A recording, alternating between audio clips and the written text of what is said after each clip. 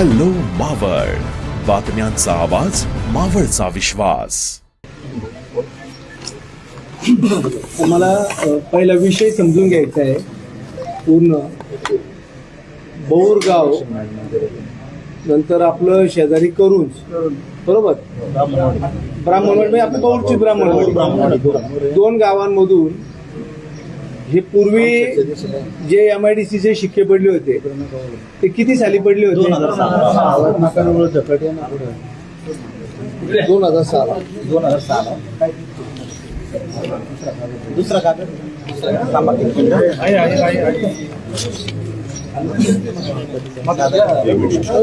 हो. किती एकर क्षेत्र बौर गावचं होतं?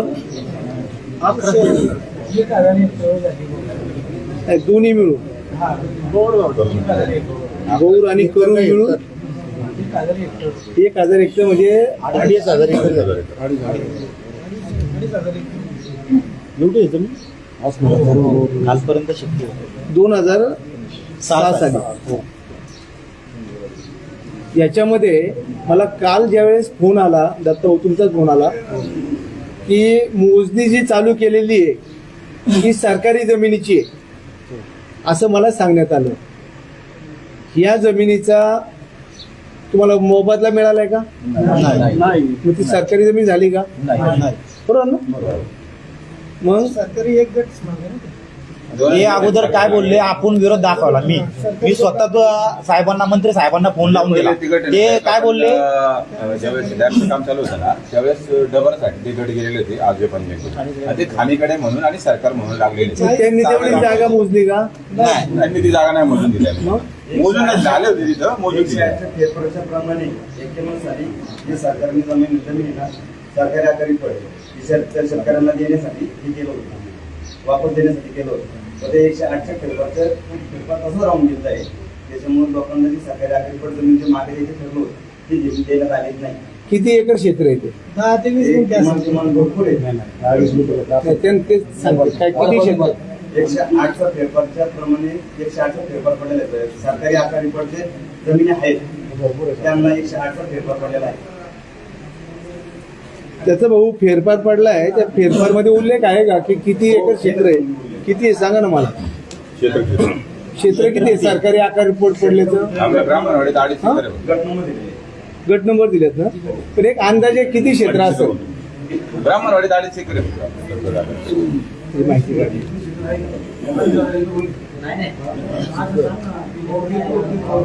ऐका ना, 2.5 एकर आहे. आता याच्यामध्ये बागायती क्षेत्र किती आहे? बौर आणि करूंचं मिळून बागायती क्षेत्र किती आहे सगळं? 500 एकर. 500. जास्त असेल. ते 1000 एकर सर 500 एकर पकडा. 500 एकर असते. दोन्ही करूंचं मिळून 1,000 करून 2,500 एकर कसं असेल? 12 एकर. ठीक आहे, तर आपण एक अंदाजे 1,000 एकर क्षेत्र धरू, असं धरून चालू. आपल्याला माहिती काय मला समजून घ्यायची आहे की एकतर आम्ही याच्यापूर्वी ज्या तालुक्यामध्ये भूसंपादन झालं ते भूसंपादन होत असताना त्या शेतकऱ्यांना विश्वासात पहिले घेतलं गेलं. त्या ठिकाणी बैठका झाल्या, जमिनीचे दर ठरले, त्याचं 32-2 झालं. 32-2 झाल्यानंतर त्या जमिनीच्या मोजण्या झाल्या, त्याच्यानंतर शेतकऱ्याला मोबदला दिला गेला आणि मग ती जमीन सरकारची झाली, म्हणजे 32-1 झाली. इथं तुम्हाला मोबदला नाही, दर ठरलेला नाही, बरोबर ना?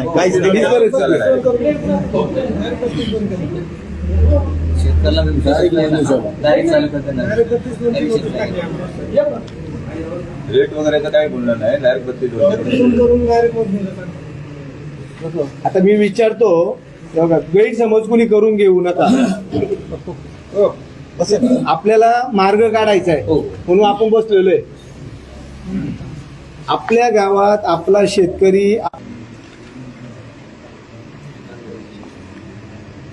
300-350 एकर ब्राह्मणवाडीत 500 एकर करूज आणि बौर दोन्ही मिळून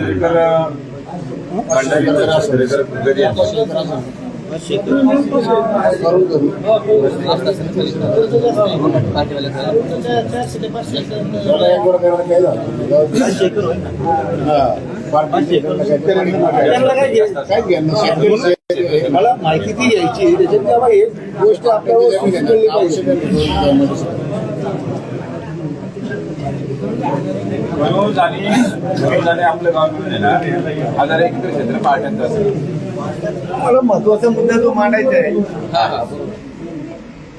तालुक्यात एक आहे ना आपल्या पद्धत सुरू झालेली आहे की समजा माझं कुटुंब आहे, आम्ही 3 भाऊ आहे, 2 बहिणी आहे, बहिणींची लग्न झालेली आहे आणि मग बाहेरचा कोणतरी येतो, माझ्या बहिणींचे हिस्से तो करून घेतो आणि मग मला समजा आमच्या 3 भावांना जो काही मोबदला मिळणार आहे, आमच्या बहिणीचा आम्ही बघू ना, बसून आम्ही आमच्यातले वाद मिटवू. ऐका ना, मला कळलं नाही. काल मी माहिती घेतली,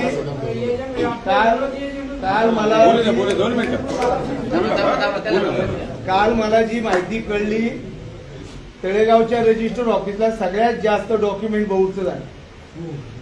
कालची घटना आहे. बरोबर. म्हणून पहिल्यांदा माझी सगळ्यांना विनंती आहे, उद्या काय निर्णय व्हायचा तो उद्याचा विषय, पण आपल्या कुटुंबातल्या व्यक्तींचा हिस्सा कुणाला लिहून देऊ नका. जो अनुभव आम्हाला निगड्या आंबल्याला आलाय ना, ते चित्र गेल्या 8 दिवसात तुमच्याकडे सुरू आलं. आम्ही काय कुणी 1 गुंठा घेत नाही, तिकडे नाही घेतली, इकडे घेत नाही, पण मला माहिती आहे नंतर काय होतं. त्या निगड्या आंबल्यामध्ये मग ज्या बहिणीचा हिस्सा घेतला, सरकारने दर किती दिला, बापू इथे जाता शेजारी 73 लाख रुपये दर दिला, पण त्या शेतकऱ्याच्या हातात किती पैसे आले हो? त्या पैशाला तुमच्या नव्हे, तिकडूनच्या पैशाला टॅक्स नाही. 73 लाख रुपये एकरी मिळाले, वाईटची रक्कम. पण त्या मग केसेस चालू राहिल्या प्रांताकडे.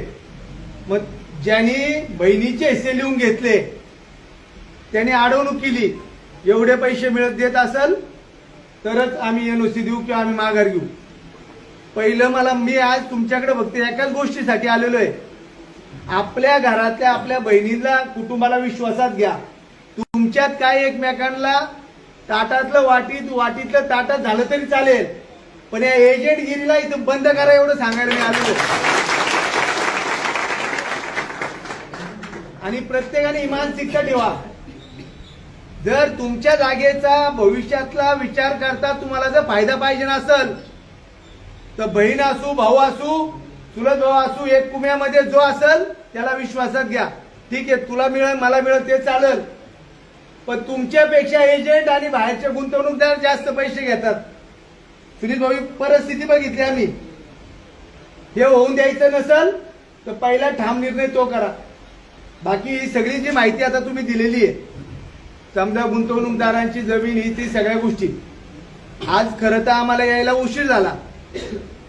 राज्याचे महसूल मंत्री आपल्या शेजारी चांदखेडला आले होते, ते आता 4:45ला गेले. आम्ही 4ला या ठिकाणी येणार होतो. मला दत्ता भाऊचा फोन आला, म्हणलो मी स्वतः येतो. तालुक्यात खूप विदारक चित्र आहे. जमिनीच्या माध्यमातून पैसे कमावणारी एक टोळी, ज्यांना उद्या बौरला काय होणार आहे हे पक्क माहिती आहे.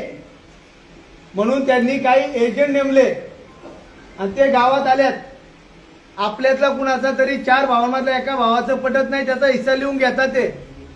बरं, तो नुसता साधा लिहून घेत नाही, त्याचं रजिस्टर्ड डॉक्युमेंट करतात ते. त्या बिचारा साध्या माणसाला आपल्या माहित नसतं की किती पैसे मिळणार आहे, पण माझ्या भावाचा माझा वाद आहे ना, मग जाऊ दे, घे तू लिहून. हे असं चित्र तयार होतंय. त्यामुळं आज या ठिकाणी तुम्ही सगळ्या गावाने, आज बौर असेल, करूज असेल, सगळ्या गावांनी एकत्र बैठक घ्या, एक त्याची समिती करा. करूज काय बौर काय वेगळं कोण नाही, आपण सगळे एक आहोत. इथे एक भूमिका, तिथे एक भूमिका. तिथली लोक समजा म्हटली द्यायची, इथं आपण म्हणणार देणार नाही. आपल्याला काय दिशा द्यायची पुढे ते आपण ठरवलं पाहिजे. त्यामुळे त्या पद्धतीने आपण सगळ्यांनी काम करू. तुम्हाला सांगतो, मला काल कळल्यानंतर मला असं सांगण्यात आलं की सरकारी जागेची मोजणी केली जाणार आहे. सरकारी जागेची मोजणी अशी होऊ शकते का की शेतकऱ्याची आहे का सरकारी आहे का सरकारची जमीन इथं बरोबर ना सरकारने अजून जमीन घेतलेली किंवा त्यांची जमीन नाहीये मोजणी कशी हा प्रश्न आता आम्ही कलेक्टर सहित सगळ्यांना विचारू पहिला हा विषय आमचा बसून चर्चा करा आमचं काय म्हणलं ते ऐका आमच्या म्हणण्याचं समाधान झाल्यानंतर पुढची दिशा ठरवा असं पोलीस आणि महसुली यंत्रणेने येऊन जर असं करत असेल तावरे तुम्ही पोलीस खात्यातून आलात ना महसूलचं कोण आहे तुम्ही तुमच्या गाड्या घेऊन इथून जावा थांबायचं नाही जोपर्यंत या गावचा निर्णय होत नाही तोपर्यंत पोलीस किंवा महसूल खात्याने काय वरिष्ठ पातळीवर बोलायचं ते आम्ही बोलतो चर्चा करतो आमच्या सगळ्या दोन्ही गावची लोक एकत्र बसतील माझं म्हणणे आपल्यातले प्रमुख करूनच्या लोकांनाही संपर्क साधा एक बैठक करा जशी माहिती ही आली तसं व्यवस्थित निवेदन तयार करा आणि मग आपण एकत्र बसून कलेक्टर साहेबांकडे पहिले हे आपलं गारहाणं मांडू मी तुमच्या बरोबर येतो आणि मग आपण याच्यातून पुढे जाण्याचं काम करू तोपर्यंत तुम्ही सगळ्यांनी एकच काळजी घ्यायची घरातली माणसं जपायची पोलीस लोकांना नाही ते नाही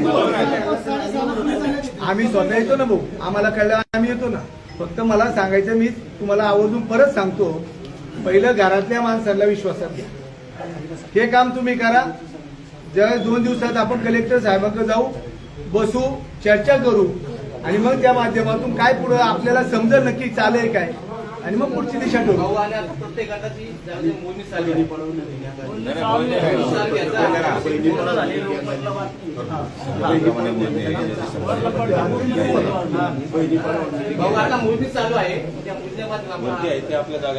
एक लक्षात घ्या आता सगळ्यात पहिलं आता मोदी चालू आहे का साहेब ज्यांनी जागा विकल्यात ना पार्ट्यांना त्या पार्ट्यांची जागेची मोजणी चालू आहे आपल्या शेतकऱ्यांचे नाही ना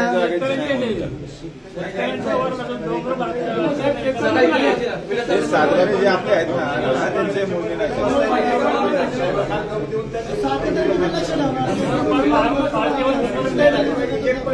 शेतामध्ये बांधूया तुम्ही हरकत द्या एक काम करू आपण इथून आहे ना कलेक्टर साहेबांच्या आता फोनवर बोलू इथून आणि पुढची लगी बैठक करू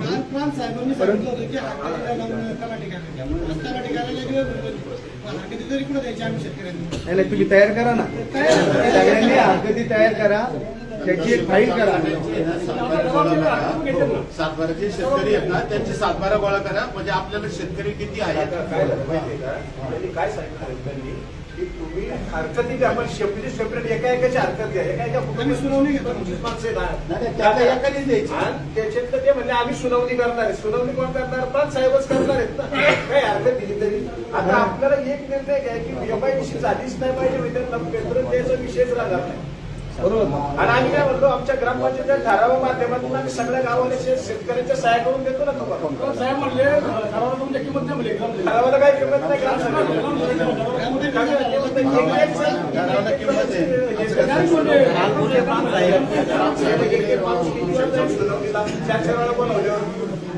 एक गोष्ट आता तुम्ही जी सांगितली बबनराव किंवा विलास भाऊ तुम्ही वस्तुस्थिती आहे आपला निर्णय तुम्ही आज संध्याकाळी पहिले एकत्र बसा एक निर्णय करा मी कलेक्टर साहेबांकडे बैठक लावतो उद्या जरी डॉक्टर बाबासाहेब आंबेडकरांची जयंती असतील परवा आपण लगेच जाऊ बैठक घेऊ हे काम आताच्या आता कसं थांबल त्याच्यासाठी मी लगेच निर्णय व्हायला काही अडचण नाही तुमच्या समोर निर्णय घ्यावा आता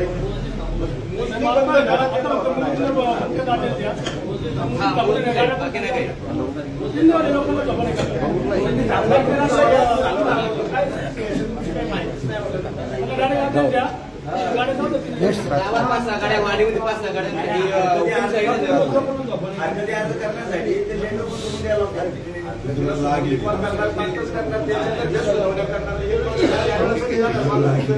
एक शेतकरी भाव धरला तेव्हा 4 वेळा बनवणार, एक माणसाला सोडवलेलं, एका 7 वेळेस 15 18 माणसं. नाही सुनावणी करायची काय असं ती इथं जागेवर झाली पाहिजे.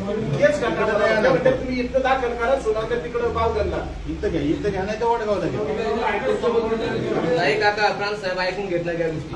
त्यांच्या बाजूने शेतकऱ्याला म्हणजे असं एकत्र नका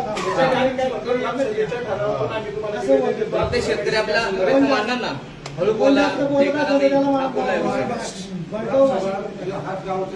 हा. ते म्हणतात वेगळा वेगळा एक माणूस येऊन द्या, ही पुढे पद्धत आहे. हजार शेतकरी आहेत. साहेब नमस्कार. तर आमच्या बौर आणि करून या 2 गावामध्ये एक्सप्रेस हायवेच्या बाजूला दोन्ही गावं आहेत आणि जवळजवळ 2,500 एकर क्षेत्र आहे. या गावातल्या 2006 साली त्या ठिकाणी MIDCचे शिक्के पडलेले आहेत.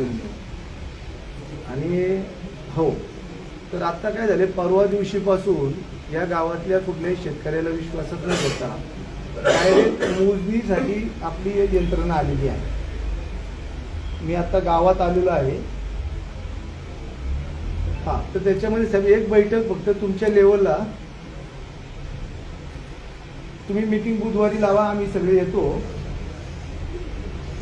हो चालेल ना, चालेल सर. पण तुम्ही पहिली बैठक लावा साहेब आमची, मी सगळं हां हां हां हो हो हो चालेल सर, चालेल चालेल चालेल. मग आम्हाला परवाचा फक्त वेळ द्या, आम्ही येतो. कलेक्टर साहेबांनी बुधवारी तुम्ही या. तोपर्यंत तुम्ही आता व्यवस्थित जे काही आपल्या हरकती आहेत, पेपर आहेत, ते तयार करा. दोन्ही गावची एकत्र हे करा, त्यांना बी निरोप द्या. आणि तोपर्यंत हे काम थांबवणं सांगतो मी. मोजणी थांबली पाहिजे.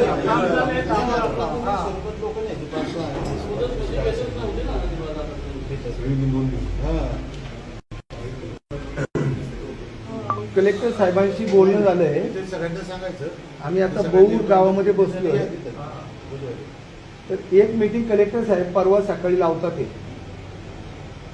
तोपर्यंत हे पुढची इथं कोण आलेत ना अधिकारी मोजणीला याला, त्यांना फक्त उद्या आंबेडकर जयंती पूर्ण स्टॉप ठेवा.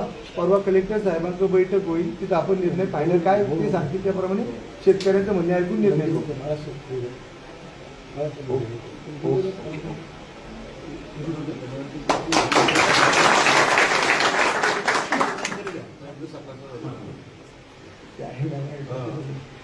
परवाची वेळ मी तुम्हाला दुपारच्या नंतर आज संध्याकाळपर्यंत कळवतो.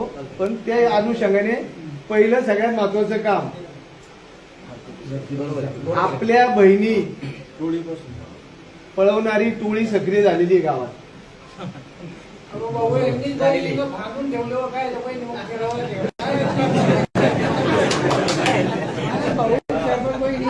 यांनी फाडून ठेवलं, पण रिपोर्ट कशी काय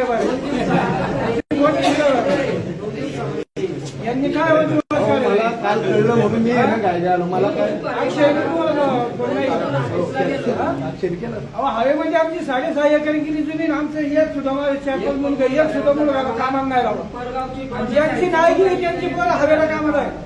माझं डॉक्युमेंट स्वतः माझ्या हाताला नेऊन परस्पर या गावातल्या एजंटनी खरेदी खत केलंय. पण ते रजिस्टर आता 2 दिवसापूर्वी बांधले. मी दुपारी जाऊन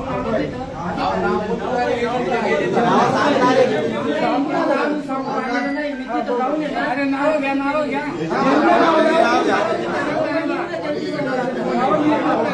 नाव पण येतील त्यांची, सगळं डॉक्युमेंट तयार आहे. फक्त रजिस्टर करायचे. मी आज 2 दिवस झाले तिथे चक्रामाचं रजिस्टर ऑफिसला, आपल्या तळेगावला पण जाऊन आलो, वडगावला जाऊन आलो.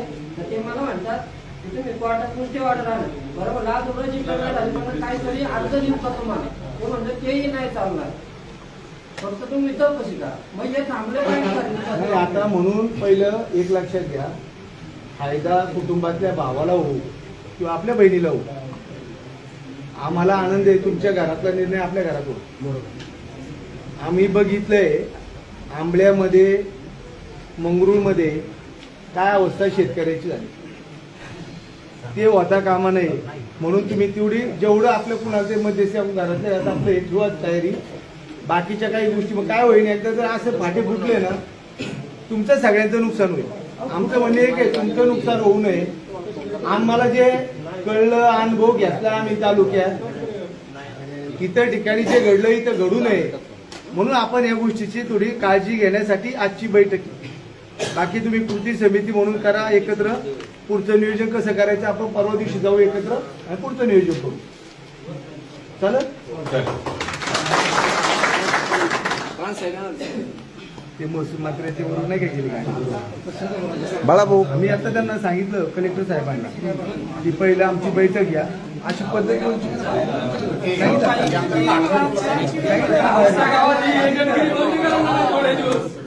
लोकांना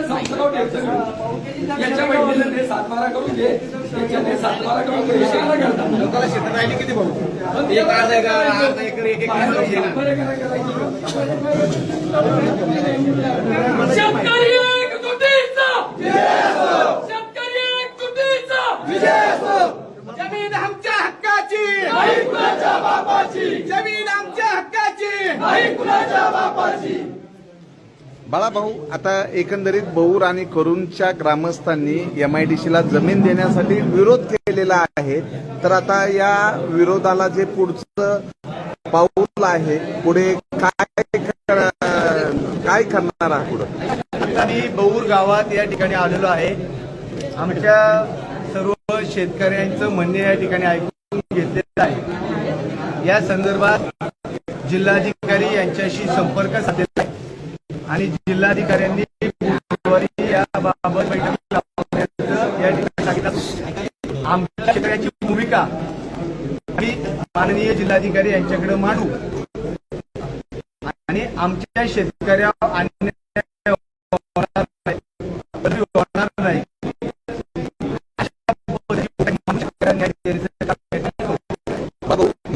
शेकडो हेक्टर जमिनी या प्रकल्पाला दिलेली आहे. त्यामध्ये द्रुतगती आहे, गॅस लाईन आहे, पेट्रोल लाईन आहेत, आता अदानीची एनर्जी लाईन जात आहेत, त्याच्यामध्ये धरणं आहेत, रेल्वे आहेत, महामार्ग आहेत. आता उरलेली जी जमीन आहे ही जर शेतकऱ्याची गेली तर शेतकरी भूमिहीन होणार आहे आणि पवना धरणग्रस्तांचा जो पुनर्वसनाचा प्रश्न आज 59 वर्ष होत आहे तो प्रश्न असाच प्रलंबित आहे. त्याबद्दल काय सांगाल? खरं तर मी 2009 पासून या तालुक्यातल्या जनतेने मला निवडून दिल्यानंतर पहिलं माझं कर्तव्य आहे की या तालुक्यातला शेतकरी टिकला पाहिजे, जगला पाहिजे. नवला गुंबरे या ठिकाणी टप्पा क्रमांक 3, 4, 5 माननीय जिल्हाधिकाऱ्यांकडे तत्कालीन ज्यावेळेस आमची बैठक झाली शेतकऱ्याच्या बाजूने त्या ठिकाणी उभा होतो. 55 लाख रुपये टप्प्या 3 मध्ये त्या ठिकाणी आमच्या शेतकऱ्यांना मिळाला. मी त्या ठिकाणी आग्रही होतो की शेतकऱ्यांनी अजूनही त्या ठिकाणी थोडा विचार करावा. परंतु पुण्याच्या बैठकीत त्या ठिकाणी शेतकरी म्हणले की आम्हाला मान्य आहे आणि त्यांनीच त्या ठिकाणी तोडगा काढला. टप्पा क्रमांक 4च्या बाबतीत देखील आम्ही त्या ठिकाणी सातत्याने भांडत होतो. पण शेवटी शेतकऱ्यांनी जर जमीन द्यायचा निर्णय घेतला तर आम्ही त्याला थांबवू शकत नव्हतो. त्या ठिकाणी 73 लाख रुपयाचा दर शेवटी शांतारामबाबू त्या ठिकाणी आहे. आम्ही खूप त्या ठिकाणी आदराची भूमिका मांडली. किसान मोर्चाचे नेते शंकर मामा शेलारी त्या बैठकीला होते.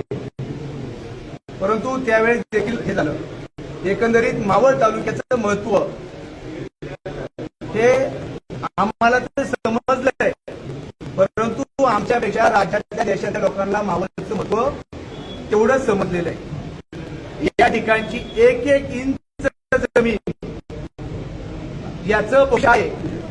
तर याचं भविष्य असं आहे की मुंबई पुण्याच्या मध्यवर्ती असलेला आपला हा संपूर्ण परिसर एका अर्थाने उद्या मुंबई पुणे आणि आपला मावळ एकच सारखा होणार आहे.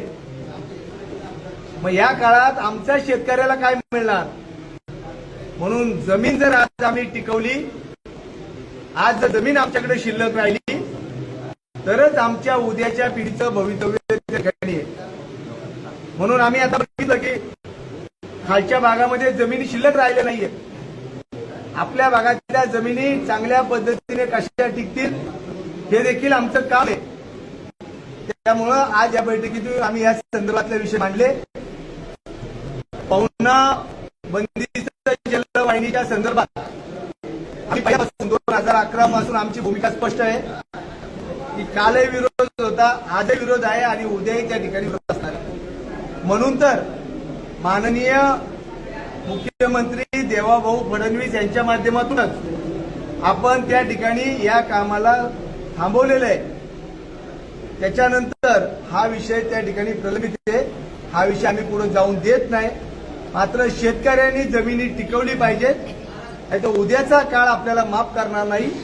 हे मावळ तालुक्यातल्या माझ्या सर्व शेतकऱ्यांच्या दृष्टीने मला एक पोटतिडकीने कळकळीने या ठिकाणी सांगावं असे माझे